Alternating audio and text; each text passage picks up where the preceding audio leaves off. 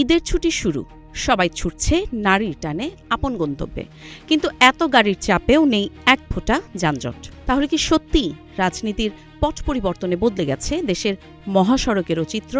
গত ৪৮ ঘণ্টায় যমুনা সেতু পেরিয়েছে ৮২,৬০১টি গাড়ি, আর এই বিপুল যাত্রার মধ্যেই টোল আদায় হয়েছে ৬,৪৪,০০,০০০ টাকারও বেশি। সোমবার বিকেল থেকে ছুটির আমেজে বাড়তে থাকে যানবাহনের চাপ, তবুও গাজীপুর থেকে টাঙ্গাইল এলেঙ্গা পর্যন্ত ৪ লেন সুবিধায় যাত্রীরা ছিলেন স্বস্তিতে।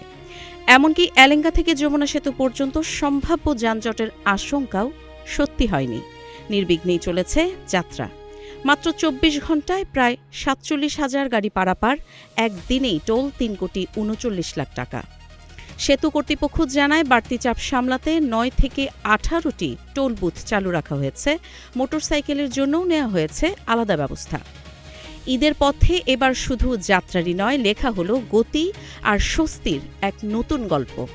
কাজী ইশরাত জাহান দৃষ্টি, নাগরিক প্রতিদিন।